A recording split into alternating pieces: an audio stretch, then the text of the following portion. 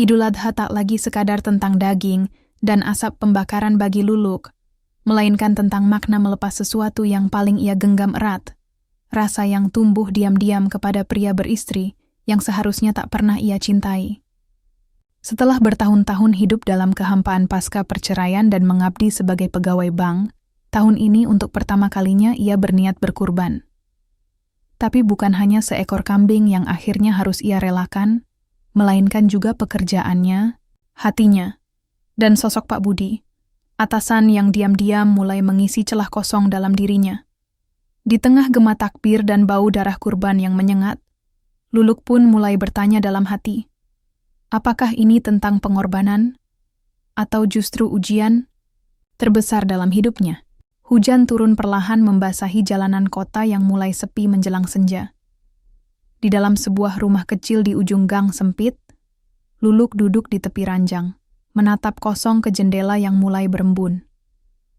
Usianya kini 40 tahun, namun wajahnya tetap menyimpan kecantikan yang tenang, seperti lukisan klasik yang tak pernah pudar oleh waktu. Ia merapikan rambut yang mulai memutih di bagian pinggir. Tak ada yang benar-benar memperhatikan itu, kecuali dirinya sendiri. Di depan cermin, ia masih sering bertanya, apa aku masih pantas dicintai? Namun pertanyaan itu selalu ia telan kembali, sebelum sempat menemukan jawabannya. Sudah hampir 8 tahun ia hidup sendiri sejak perceraiannya. Tidak ada anak yang lahir dari pernikahan itu, dan mungkin itu salah satu hal yang membuat perpisahan jadi lebih mudah. Setidaknya secara hukum. Tapi secara batin, tidak. Luka itu tetap menempel seperti bekas jahitan yang belum benar-benar kering. Pernikahannya kandas bukan karena perselingkuhan atau kekerasan. Tidak. Justru karena sesuatu yang lebih rumit. Perbedaan cara hidup antara keluarganya dan keluarga sang mantan. Luluk tumbuh dari keluarga sederhana yang hangat, sedangkan suaminya berasal dari keluarga terpandang yang penuh aturan dan ekspektasi.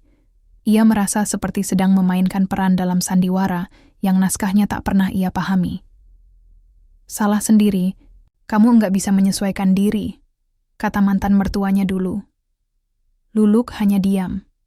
Dia terlalu lelah untuk terus menjelaskan bahwa yang ia butuhkan bukanlah kemewahan, tapi kenyamanan. Dan di rumah suaminya dulu, kenyamanan itu terasa seperti kemewahan yang tak pernah ia miliki. Kini, Luluk menjalani hari-harinya sebagai customer service di sebuah bank swasta. Sudah 15 tahun ia bekerja di sana, nyaris tanpa celah. Wajahnya yang ramah, suaranya yang lembut, dan kesabarannya menghadapi nasabah membuatnya jadi panutan bagi junior-junior baru. Di kantor, ia dihormati. Tapi di rumah, ia hanya disambut oleh keheningan yang sama setiap harinya. Tak ada suara lain selain detak jam dinding atau gelegak air mendidih dari teko listrik Idul Adha sebentar lagi. Jalanan mulai dipenuhi pedagang kambing yang membuat bau khas menyengat memenuhi udara kota. Luluk biasanya hanya menyisihkan sedikit uang untuk ikut iuran kurban melalui kantor. Tapi entah kenapa tahun ini ada dorongan dari dalam hatinya untuk membeli kambing sendiri. Ia ingin melakukannya sendiri, dari tangannya, dengan niatnya, bukan hanya menjadi bagian kecil dari nama-nama yang tertera di selembar kertas laporan masjid. Ia merasa kosong. Dan mungkin dengan berkurban, ia bisa merasa sedikit lebih penuh. Bu Luluk, daftar kurban kantor mau saya kumpulin minggu ini ya. Ibu tetap ikut seperti biasa? Tanya Ika, staf keuangan yang masih muda dan ceria. Luluk tersenyum tipis. Tahun ini saya nggak ikut iuran, Kak. Saya mau beli sendiri aja. Mata Ika membelalak. Sendiri, Bu? Wah, keren banget. Saya aja belum kepikiran beli kambing sendiri. Luluk hanya tertawa kecil. Ia tidak butuh dianggap keren. Ia hanya ingin hatinya tenang. Ada sesuatu yang ia kejar. Bukan pujian orang, tapi rasa utuh dari dalam dirinya sendiri. Hari Sabtu pagi, Luluk bangun lebih awal dari biasanya. Ia mengenakan blus putih sederhana dan celana jeans gelap. Rambutnya diikat rapi ke belakang, dengan sedikit bedak di pipi agar tidak tampak terlalu pucat. Ia naik ojek online menuju pasar hewan yang cukup jauh dari tempat tinggalnya. Udara pasar hewan begitu berbeda. Bau keringat kambing, jerami basah, dan suara pedagang yang saling bersahutan membuat suasana terasa hidup. Luluk melangkah pelan di antara deretan kandang, mencoba menyesuaikan diri dengan tempat yang asing baginya. Ia berbincang sebentar dengan seorang pedagang tua, lalu mulai melihat-lihat kambing yang tersedia. Ia ingin memilih sendiri, ingin benar-benar memahami proses ini. Saat itulah ia mendengar suara yang tak asing di belakangnya. "Bu Luluk, serius ibu di sini?" Ia menoleh, sedikit terkejut. Di depannya berdiri Pak Budi, atasannya di kantor. Pria berusia sekitar 50 tahun itu mengenakan kemeja lengan pendek dan celana kain. Tampak begitu berbeda dari biasanya. Wajahnya lebih santai, senyumnya lebih luas. Tidak seperti sosok formal yang duduk di ruang kaca setiap hari kerja. "Iya, Pak. Saya mau beli kambing buat kurban." Pak Budi tertawa kecil. "Wah, sama. Saya juga. Tapi saya malah bingung sendiri. Udah 2 tempat saya datangi, kambingnya gede-gede banget. Nggak cocok buat saya bawa sendiri." Percakapan itu mengalir seperti aliran sungai yang tak tertahan. Entah bagaimana, mereka mulai membandingkan kambing satu dengan yang lain, tertawa saat salah satu kambing mengembik keras saat disentuh, bahkan sempat menawar bersama. Setelah memilih dan membayar kambing, Luluk terlihat bingung. Ia tak membawa kendaraan. Kambingnya dijanjikan akan diantar sore nanti, tapi dirinya harus pulang sekarang juga. "Kalau ibu nggak keberatan, saya bisa antar. Saya bawa mobil kok," tawar Pak Budi. Dengan senyum sopan, Luluk ragu sejenak, tapi ia mengangguk pelan. "Kalau memang tidak merepotkan, Pak." Dalam perjalanan pulang, suasana dalam mobil terasa lebih hangat daripada AC yang menyala. Mereka bicara tentang pekerjaan, sedikit tentang keluarga, dan sisanya hanyalah diam yang nyaman. "Idul Adha ini terasa beda ya, Bu," kata Pak Budi. Tiba-tiba, Luluk menoleh. "Iya, saya juga merasa begitu. Rasanya lebih personal, Pak." Budi hanya mengangguk, lalu ia menatap ke depan, namun pandangannya seperti tidak hanya melihat jalan. "Saya senang bisa ketemu ibu di pasar tadi. Serius." Kalimat itu membuat dada Luluk sedikit sesak. Ada sesuatu dalam suara Pak Budi yang membuat hatinya bergetar. Tapi ia mencoba tetap tenang. "Saya juga senang bisa ketemu Bapak. Terima kasih sudah bantu saya hari ini." Mobil itu berhenti di depan rumah kecil Luluk. Ia turun dengan pelan, mengucapkan terima kasih sekali lagi. Ketika mobil Pak Budi berlalu, Luluk berdiri memandangi jalan sepi itu. Ada sesuatu yang baru hari ini, dan entah kenapa, ia merasa takut. Senin pagi datang seperti biasa. Kota kembali bergerak dengan segala rutinitasnya. Jalanan padat, klakson bersahutan, dan udara yang masih menyimpan sisa hujan malam tadi. Di kantor, suasana pun tidak jauh berbeda.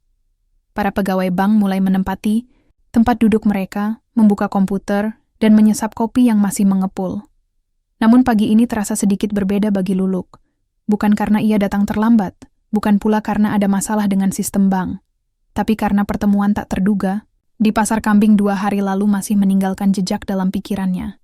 Tatapan mata Pak Budi, nada suara saat mereka bicara di dalam mobil, dan terutama kalimat yang diucapkannya sebelum pergi. "Saya senang bisa ketemu ibu di pasar tadi." Serius. Kalimat itu sederhana, tapi entah kenapa menggema di benaknya seperti bisikan yang tak mau pergi. "Bu Luluk, pagi!" sapa salah satu rekan kerja sambil berlalu di belakang meja. "Pagi, Rina," balas Luluk sambil tersenyum.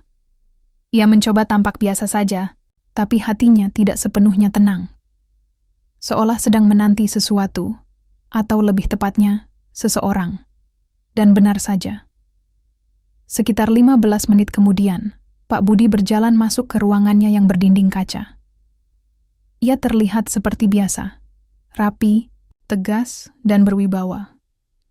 Tapi saat mata mereka bertemu dari kejauhan, ada satu detik yang terasa seperti berhenti. Pak Budi mengangguk kecil, dan Luluk membalasnya dengan senyum singkat. Siang hari menjelang, dan seperti biasa, beberapa pegawai makan di kantin kecil lantai 2.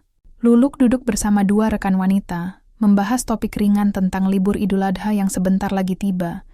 Namun pikirannya tidak sepenuhnya di sana, hingga tiba-tiba pesan masuk ke ponselnya. "Pak Budi, Bu Luluk, nanti sore sempat ngobrol sebentar. Di ruang saya? Luluk menatap layar beberapa detik sebelum akhirnya menjawab. Luluk, baik Pak.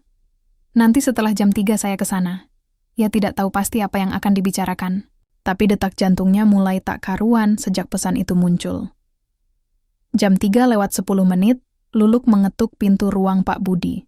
Silakan masuk, terdengar suara dari dalam. Ia melangkah pelan, lalu duduk di kursi tamu yang biasa digunakan untuk pembicaraan informal. Pak Budi bangkit dari balik mejanya dan duduk di hadapannya, membawa 2 gelas teh hangat. Buat Ibu, katanya sambil menyerahkan 1 gelas. Terima kasih, Pak. Beberapa detik hanya diisi keheningan. Luluk menunduk, memainkan gagang gelas. Pak Budi memandangi wajahnya dalam-dalam, seolah ingin membaca sesuatu yang tersembunyi. Saya sebenarnya nggak ada hal resmi yang ingin dibicarakan, ucap Pak Budi perlahan. Saya cuma ingin bilang, pertemuan kita kemarin itu membuat saya berpikir banyak. Luluk mengangkat wajahnya pelan. Berpikir tentang apa, Pak? Pak Budi menghela napas. Tentang diri saya. Tentang hidup saya.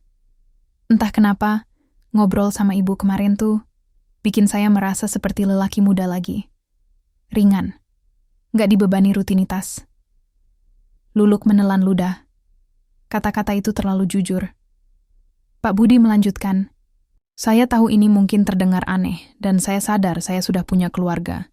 Tapi saya merasa, saya sedang berada di titik yang rapuh, dan kebetulan Ibu muncul di sana. Hening. Sangat hening. Luluk tidak langsung menjawab. Ia hanya menatap teh di tangannya yang mulai mendingin. Pak Budi. Suaranya lirih, nyaris tak terdengar. Saya menghormati Bapak. Sangat menghormati. Tapi saya takut kalau arah pembicaraan ini salah. Pak Budi tertawa kecil. Bukan karena lucu, tapi lebih seperti mencoba meredakan ketegangan. Saya juga takut, tapi saya nggak bisa pura-pura nggak merasa apa-apa sejak hari itu. Ibu adalah sosok yang selama ini saya kagumi diam-diam. Dan setelah saya ngobrol langsung di luar kantor, saya sadar, kekaguman itu bukan cuma karena profesionalisme Ibu. Luluk berdiri, matanya mulai berkaca-kaca. Maaf Pak, saya nggak bisa mendengar ini lebih jauh. Pak Budi ikut berdiri. Saya nggak minta apa-apa dari Ibu. Saya tahu ini salah. Saya cuma ingin jujur. Itu aja. Luluk menunduk dalam-dalam, lalu melangkah keluar dengan hati yang terasa berat. Sesuatu di dalam dirinya bergetar hebat.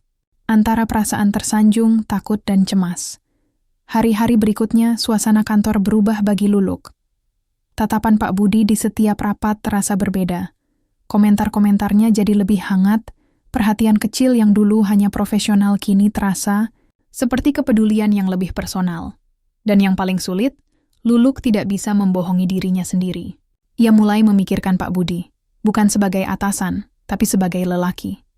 Lelaki yang memperhatikannya, mendengarkan, dan membuatnya merasa hidup kembali.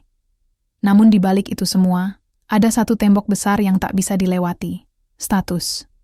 Pak Budi bukan lelaki bebas. Suatu sore menjelang akhir pekan, Pak Budi kembali mengirim pesan. Pak Budi, Ibu, saya mohon maaf kalau selama ini sikap saya membuat Ibu tak nyaman. Tapi, saya juga nggak bisa memaksa hati saya diam. Pak Budi, saya tahu posisi Ibu. Saya tahu semua ini rumit. Tapi, kalau saya boleh jujur, saya ingin lebih sering bersama Ibu. Luluk menatap pesan itu lama sekali. Ia memejamkan mata, mengingat masa-masa ketika ia merasa tak dihargai sebagai istri, ketika ia merasa selalu salah, selalu kurang. Dan sekarang, ketika ada seseorang yang menginginkannya sepenuh hati, justru itu datang dari orang yang tak bisa ia miliki. Air matanya menetes perlahan. Bukan karena sedih semata, tapi karena dilema yang menyiksa. Ia membalas singkat. Luluk, maaf Pak, saya rasa saya harus menjaga jarak. Demi Bapak, demi saya, dan demi istri Bapak. Tak ada balasan malam itu. Luluk mematikan lampu kamarnya lebih cepat dari biasanya. Dalam gelap, ia menggenggam bantal erat-erat. Ia tahu badai belum berakhir. Ia hanya baru masuk ke pusaran yang lebih dalam. Hari-hari Luluk kini terasa seperti menapak di atas pecahan kaca, sunyi, tajam, dan menyakitkan. Setiap langkahnya di kantor menjadi pertarungan batin yang tak pernah selesai. Senyuman-senyuman kecil dari Pak Budi, sapaan lembutnya, atau sekadar tatapan mata dari kejauhan, semuanya seperti serangan pelan yang membelah hatinya menjadi dua sisi yang tak pernah sejalan. Rasa dan logika. Ia masih datang pagi, menyapa semua rekan dengan ramah, bekerja dengan rapi seperti biasa. Tapi di balik meja CS yang tenang itu, hatinya selalu dilanda badai. Luluk tahu, jika ia tak segera mengambil keputusan, maka semua yang selama ini ia bangun selama 15 tahun akan runtuh. Bukan oleh orang lain, tapi oleh perasaan yang ia biarkan tumbuh dalam diam. Suatu siang yang mendung, Luluk sedang menyusun laporan mingguan di mejanya saat telepon kantor berdering. "Bu Luluk, Pak Budi minta tolong ketemu sebentar di ruangannya," kata resepsionis. Luluk menggigit bibir bawahnya. Jantungnya langsung berdegup kencang, seperti biasa. Ia tahu, setiap pertemuan sekarang bukan sekadar urusan kantor. Ada muatan emosi yang tidak terucap, tapi selalu terasa. Dengan langkah perlahan, ia menuju ke ruang itu. Pak Budi sedang berdiri di dekat jendela, memandangi langit yang kelabu. "Ibu," katanya pelan, tanpa menoleh. "Ya, Pak?" Luluk berdiri di ambang pintu. "Masuklah. Duduk sebentar." Luluk menuruti, meski tubuhnya terasa tegang. Pak Budi berbalik dan duduk di kursi seberang. Ada raut letih di wajahnya, tapi juga keteguhan yang belum pernah Luluk lihat sebelumnya. "Saya nggak bisa begini terus, Bu. Saya tahu saya salah. Tapi, semakin saya mencoba menjauh, perasaan itu justru tumbuh makin kuat." Luluk menunduk. Ia tahu ia harus menghentikan ini semua. Tapi mengucapkannya jauh lebih sulit dari yang dibayangkan. "Pak Budi, kita sudah sama-sama dewasa. Kita tahu, ini salah. Kita nggak bisa terus membiarkan perasaan ini tumbuh tanpa arah. Tapi saya mencintai Ibu," ujar Pak Budi tanpa ragu. Kata itu akhirnya keluar. Cinta. Dan seperti arus yang menabrak tanggul rapuh, air mata Luluk langsung mengalir. Ia tidak bisa lagi bersembunyi. Tidak bisa lagi berpura-pura bahwa hatinya baik-baik saja. "Saya juga merasa ada yang tumbuh, Pak. Saya bukan batu. Saya manusia," bisiknya di antara isak. "Tapi saya bukan perempuan yang bisa merebut suami orang." Pak Budi menggeser kursinya. Mendekat, ia menggenggam tangan Luluk erat-erat. "Saya tak akan meminta Ibu untuk merebut saya. Tapi saya ingin Ibu tahu bahwa di dunia ini, ada satu orang laki-laki yang mencintai Ibu, bukan karena kasihan, bukan karena ingin main-main, tapi karena sungguh-sungguh jatuh hati pada perempuan kuat seperti Ibu." Luluk terisak lebih keras. Ruangan itu hening, hanya suara tangisnya yang terdengar. Untuk pertama kalinya sejak ia bercerai, ada yang mengatakan bahwa ia pantas dicintai. Bukan sebagai pelengkap hidup, tapi sebagai pusat dari cinta itu sendiri. Namun ia tahu, cinta ini datang di waktu yang salah. Ia menarik tangannya pelan. "Pak, saya mohon. Jangan hancurkan rumah tangga Bapak. Jangan hancurkan diri Bapak sendiri. Saya tidak ingin menjadi alasan seseorang jatuh." Pak Budi terdiam lama. Lalu dengan suara parau ia berkata, "Saya akan jujur pada istri saya. Apapun yang terjadi, saya tidak ingin hidup dalam kebohongan." Luluk berdiri. Wajahnya penuh air mata, tapi sorot matanya tegas. "Jangan, Pak. Jangan bawa saya dalam keputusan yang akan menyakiti banyak orang. Saya sudah cukup hancur waktu gagal mempertahankan pernikahan saya dulu. Saya tidak mau jadi alasan orang lain merasakan luka yang sama. Hari-hari setelah itu seperti mimpi buruk yang perlahan menjelma jadi kenyataan." Pak Budi tak lagi sesering muncul di luar ruangannya. Ia lebih sering menyendiri, dan jika bertemu Luluk, ia hanya melempar senyum kecil. Tak ada lagi pesan-pesan pribadi. Tak ada percakapan penuh rasa. Dan Luluk, setiap malam ia menangis dalam diam. Ada perasaan kehilangan yang aneh. Padahal yang ia tinggalkan bukan hubungan resmi, tapi seperti kehilangan harapan yang baru saja tumbuh, lalu dicabut dengan paksa sebelum sempat mekar. Sampai suatu pagi, ia datang ke kantor lebih awal. Ia mengetik surat pengunduran diri. Tangannya gemetar saat mengetik nama lengkap dan menyusun kalimat pamit. Ia tahu ini keputusan besar, tapi ia juga tahu ini satu-satunya jalan yang bisa menyelamatkan semuanya. Ia tak ingin terus berada dalam bayang-bayang perasaan yang tak mungkin dijalani. Ia ingin memulai dari awal. Meski harus dari nol sore harinya, ia menyerahkan surat itu langsung ke Pak Budi. Mereka saling diam cukup lama. "Sudah pasti, Bu?" tanya Pak Budi lirih. Luluk mengangguk. "Saya tidak bisa bekerja dengan hati yang tidak tenang, dan saya rasa Bapak juga akan lebih tenang kalau saya pergi." Pak Budi menatapnya. "Saya tak bisa menghalangi keputusan Ibu, tapi saya ingin Ibu tahu, saya akan selalu mendoakan Ibu. Selalu." Luluk tersenyum, meski matanya basah. "Terima kasih, Pak, karena sudah membuat saya merasa dicintai lagi, meski sebentar." Mereka berpisah sore itu tanpa pelukan, tanpa genggaman tangan. Hanya tatapan panjang yang menahan air mata dan rasa yang tak bisa diucapkan. Di rumah, Luluk menyimpan map surat resign di dalam laci. Ia tidak tahu apa yang akan terjadi besok, minggu depan, atau bulan depan. Tapi satu hal yang pasti, ia memilih jalan yang tidak menyakiti siapapun, meski itu harus melukai dirinya sendiri. Dan di antara sunyi malam, ia menatap keluar jendela. Langit masih gelap, tapi ia percaya fajar akan datang. Karena cinta, meski tidak bisa dimiliki, tetap layak dikenang. Hari-hari tanpa seragam kantor dan dering telepon nasabah datang seperti kejutan yang menenangkan. Bagi sebagian orang, kehilangan pekerjaan setelah 15 tahun bisa menjadi mimpi buruk. Tapi bagi Luluk, ini adalah bentuk kemenangan kecil. Meski dicapai dengan air mata dan luka hati yang belum sembuh benar. Ia bangun pagi tanpa terburu-buru, menyeduh kopi sambil memutar lagu-lagu lama yang dulu pernah membuatnya merasa hidup. Ia mencoba menata ulang rutinitasnya. Belajar menikmati kesendirian yang benar-benar sendiri, bukan yang hanya ditutupi kesibukan. Di meja kayu kecil di ruang tamu, ia menyusun rencana baru. Les baking, membuka usaha kue rumahan, dan ikut pelatihan. UMKM. Ia ingin mencoba sesuatu yang belum pernah ia lakukan selama 2 dekade menjadi pegawai bank. Sesuatu yang membuatnya merasa utuh, bukan karena seseorang mencintainya, tapi karena ia belajar mencintai dirinya sendiri. Suatu pagi, seminggu setelah surat resign-nya diterima resmi, ponsel Luluk berdering. Sebuah nomor yang masih sangat ia kenali. Pak Budi.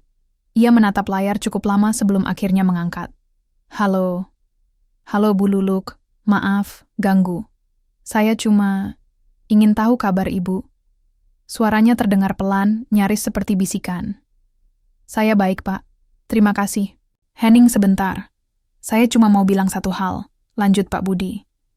"Saya dan istri sedang mencoba memperbaiki semuanya. Kami berdiskusi panjang setelah Ibu pergi. Saya nggak bilang semuanya beres, tapi kami mencoba."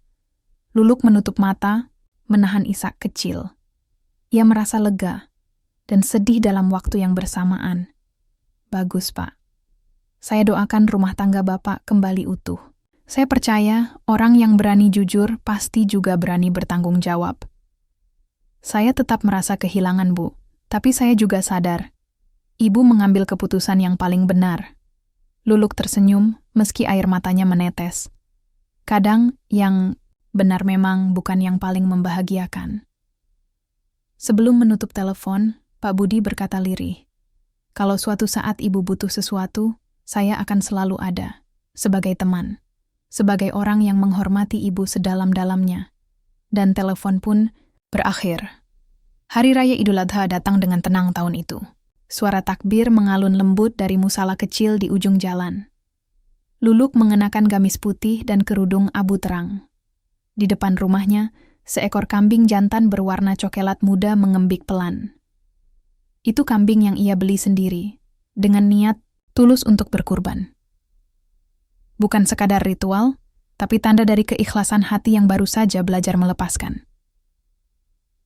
Di tempat penyembelihan, ia tidak melihat sosok Pak Budi, dan entah kenapa, kali ini tidak lagi membuat dadanya sesak.